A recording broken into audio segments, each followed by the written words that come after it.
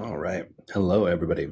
So this short video lecture, short-ish, is going to be about how to read that academic, peer-reviewed, or scholarly article once you find it. Right? So we're going to use our research question and keywords, and we're going to go to Academic Search Complete or Google Scholar, and we're going to find some sources. So once we find sources that we think look helpful, then the next thing to do is to figure out how to use those sources or how we might use them. So the first suggestion is to choose a source based on how close the title is to your research question. As we saw in the previous video, just because we research digital literacy and or communication and digital literacy or something like that, and Gen Z, we're going to end up with a whole bunch of different types of articles that will come from that. So we really want to get as close as possible to our actual research question. So I'm going to look at that title. So in this case, Informing Understanding of Young Students' Writing Challenges and Opportunities, Insights from the Development of a Digital Writing Tool that Supports Students with Learning Disabilities. Well, this is really narrow, but maybe this is close. Maybe this is the direction that I want to go with my research, which is to look at how these tools can be helpful for students with learning disabilities. So I'm going to look at that title. And then the next thing that I would do is read the abstract. So a lot of scholarly or peer-reviewed or academic, again, we're using these terms as synonyms. They all mean the same thing. That peer-reviewed article generally starts with an abstract. And that whole article might be 15, 20, 30 pages long, and it could be very dense. What starts most academic or peer-reviewed articles is an abstract, which is kind of like the Reader's Digest version or the very shortened form of what is actually in the article that follows. So I would read that first. It's usually around 300 to 500 words. And even if you find it useful and you're going to use a particular peer-reviewed source, you don't necessarily have to read everything, right? You could skim and look for things that are helpful to you. So I'm going to read that abstract. Okay, and if the abstract is helpful, if I can understand it, first of all, I can make sense of it, I can follow it, and it's close to my research question, the next thing I'm going to do is skim topic headings. So a lot of the time, research paper or academic articles, peer-reviewed articles will have section headings. So it'll be kind of like a little chapter heading and be bolded or underlined, something like that. And I would just read those and see what's in those headings first. So abstract and then topic headings. And in this case, I had several. So I took 3 screenshots here. A comprehensive approach to closing the performance gap in writing. So that's looks like it's close to what I want to research. The context for this study, developing a universal design writing tool. And maybe I don't know what universal design is, so then I can look that up quickly and see if that makes sense with how I want to approach my research. Then the next thing that I would do is look at any charts or graphs. Now, this is where it gets tricky, especially if you haven't taken statistics or you are not familiar or comfortable with charts, graphs, and really statistics in general. So I found these 2 charts here, and I can't quite follow all of this information just because I don't have a background in this. So I'm going to look at it and I'm going to see, are there certain things that might be helpful? And I can kind of make sense of this. It's 6th, 7th, 8th grades. I've got different grades at different schools, and it's broken down by gender and some other information. But if I can't really make sense of this, it's not a bad thing. It just means I probably won't want to use it. I don't want to use charts or graphs or statistics if I'm not sure what they mean. And it is relatively common for students to include some sort of statistic, but not be able to explain what the statistic means. And anytime we're including evidence, we want to be able to explain what that evidence means and how it connects to our topic, whether that's a quote or a chart or a graph or some statistical information. So once I've done that and I've kind of gone down the checklist, the title looks good, the abstract still makes sense, the topic section headings make sense and look good. I'm sort of maybe on the fence about whether or not I would actually use the statistics, but they're there. Then the next thing I would do is read the conclusion or future implications section. This is usually a paragraph or a couple pages at the end of a research article, peer-reviewed article, that explains kind of what they discovered along the way. And this usually explains all of the stuff that they found in between, which is why we don't necessarily have to read all of the peer-reviewed article to make sense of it. So once I've done that, and I realize I have suggestion 5 twice, so I've like what I've found so far. The next thing that I would do is research the author. And this is one of the things that will be part of the annotated bibliography. And there are a couple reasons we do this.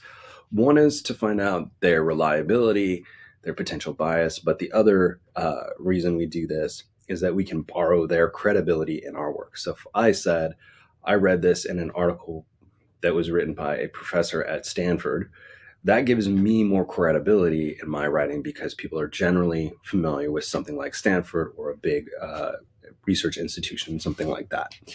So in this case, what I did is just research the first author. So if I go back for a moment to this page, you can see there are 1, 2, 3, 4, 5, maybe 6 authors. The first one here is the person who was in charge of the research. And that's why I'm just going to look up this particular person and get a sense of who they might be. It says they're the director of learning design. And I can look down here and he's at the Lincoln Institute, Center for Applied Special Technology. All of that sounds good, gives him some expertise. This is what I'm looking for. And again, I can do the extra step of finding out what is the Lincoln Institute and other things like that along the way. I don't have to stalk this person on Facebook or watch all of their TikTok videos. All I need to do is get a general sense of who they are and what their background is. So if I look up the Lincoln Institute, right, I can pull that in as well. Just an extra step. I like doing it just to be sure that I'm not finding a source that's biased, because there are a lot of places that are called institutes or sometimes even colleges that are biased, or they're think tanks. And we really want to be aware of that to make sure we're getting the best possible information. So the next thing that I would do after that is to search the source. Where did I find it? So take, for example, the title of that journal. In this case, the article I found is from Learning Disability Quarterly. So I want to find out, what is this journal? How long have they been around? And things like that. Now, there is a main reason that I do this as part of the annotated bib, which is I want you to get in the habit of checking the source itself. What is the source? Who publishes it? Does the publisher have any bias? But also, just because something is published in a peer-reviewed journal doesn't necessarily mean that it's true. And there are lots of tricky aspects of publishing peer-reviewed journals, including people who are publishing material too quickly and it hasn't all been checked, or people who are publishing articles just to get the publication credit, and so they're churning out material.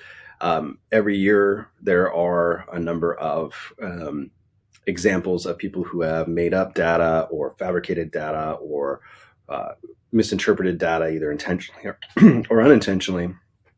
And knowing that we have a reputable journal is an additional step to make sure that we are actually finding good information. So once I've done all of that, I've done that 5 times at least. And again, it sounds like a lot of work, but it should be no more than, I don't know, 15 minutes to an hour per source. It kind of depends on how quickly you read and how quickly you find sources, but it's a reason to start this early.